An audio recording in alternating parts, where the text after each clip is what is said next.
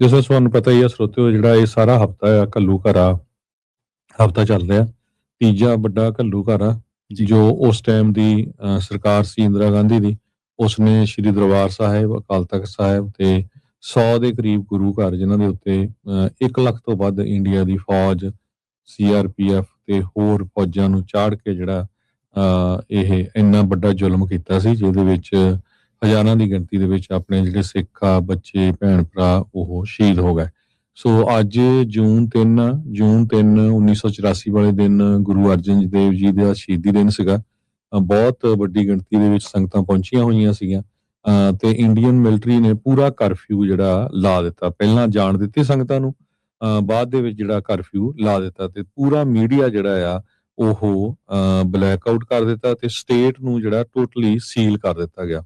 ਜੀ ਕਿਸੇ ਤਰ੍ਹਾਂ ਦੀ ਵੀ ਜਿਹੜੀ ਕਮਿਊਨੀਕੇਸ਼ਨ ਆ ਉਸ ਨੂੰ ਕੱਟ ਆਫ ਕਰ ਦਿੱਤਾ ਗਿਆ। ਸੋ ਗੁਰੂ ਅਰਜਨ ਦੇਵ ਜੀ ਦੀ ਸ਼ਹੀਦੀ ਦਾ ਦਿਨ ਸੀ, ਜਿਹਦੇ ਕਰਕੇ ਲੋਕ ਸੰਗਤਾਂ ਜਿਹੜੀਆਂ ਸੀਗੀਆਂ ਉਹ ਦਰਬਾਰ ਸਾਹਿਬ ਮੱਥਾ ਟੇਕਣ ਗਈਆਂ ਹੋਈਆਂ ਸੀਗੀਆਂ। ਹਜ਼ਾਰਾਂ ਦੀ ਗਿਣਤੀ ਦੇ ਵਿੱਚ ਜਿਹੜੇ ਇਨੋਸੈਂਟ ਜਿਹੜੇ ਸ਼ਰਧਾਲੂ ਸੀਗੇ ਉਹ ਉੱਥੇ ਪਹੁੰਚੇ ਹੋਏ ਸੀਗੇ।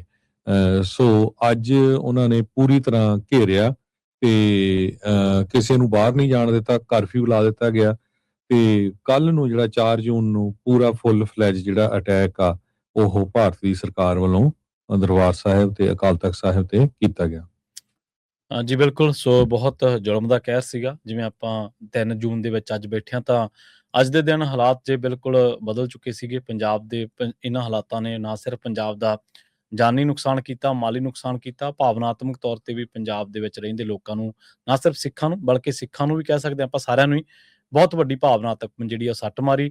ਤੇ ਇਸ 6 ਦਿਨਾਂ ਨੇ ਆਉਣ ਵਾਲੇ ਅਗਲੇ ਦਹਾਕਿਆਂ ਦੀ ਜਿਹੜੀ ਆ ਪੂਰੀ ਰੂਪ-ਰੇਖਾ ਪੰਜਾਬ ਦੇ ਲਈ ਬਦਲ ਦਿੱਤੀ।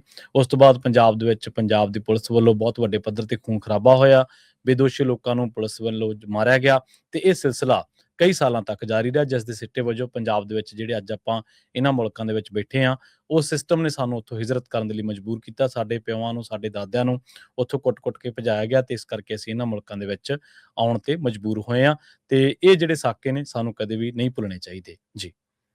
ਸੋ 36 ਘੰਟੇ ਦਾ ਕਰਫਿਊ ਲਾ ਦਿੱਤਾ ਗਿਆ ਸੀ। ਇੰਦਰਾ ਗਾਂਧੀ ਨੇ ਐਡਰੈਸ ਕੀਤਾ ਨੇਸ਼ਨ ਨੂੰ ਫॉर ਪੀਸ ਤੇ ਦੂਸਰੇ ਪਾਸੇ ਪਤਾ ਹੀ ਆ ਵੀ ਕਿੰਨੇ ਮਹੀਨਿਆਂ ਤੋਂ ਜਿਹੜੀ ਉਹ ਤਿਆਰੀ ਕਰ ਰਹੇ ਸੀ। ਜੀ ਹਜ਼ਾਰਾਂ ਦੀ ਗਿਣਤੀ ਦੇ ਵਿੱਚ ਜਿਹੜੇ ਫੌਜੀ ਭੇਜੇ ਹੋਏ ਸੀ ਤਾਂ ਕਿ ਫੁੱਲ ਸਕੇਲ ਜਿਹੜੀ ਵਾਰ ਆ ਉਹ ਸ਼ੁਰੂ ਕੀਤੀ ਜਾ ਸਕੇ ਤੇ ਅਨਆਰਮਡ ਜਿਹੜੇ ਸਿਵਲੀਅਨ ਟਾਰਗੇਟ ਕੀਤੇ ਗਏ ਇਨਸਾਈਡ ਦਾ ਕੰਪਲੈਕਸ। ਸੋ ਬਹੁਤ ਮੈਜੋਰਿਟੀ ਦੇ ਵਿੱਚ ਤਾਂ ਲੋਕ ਸਿਰਫ ਗੁਰਪੁਰਬ ਮਨਾਉਣੇ ਗਏ ਸੀ, ਮੱਥਾ ਟੇਕਣ ਗਏ ਸੀ ਤੇ ਜਿਹੜੇ 1 ਜੂਨ ਨੂੰ ਸਿੰਘ ਸ਼ਹੀਦ ਹੋਏ ਸੀ, ਭਾਈ ਮਹਿੰਗਾ ਸਿੰਘ ਤੇ ਉਹਨਾਂ ਦਾ ਜਿਹੜਾ ਫਿਰ ਸੰਸਕਾਰ ਕੀਤਾ ਗਿਆ ਸੀ 3 ਜੂਨ ਨੂੰ।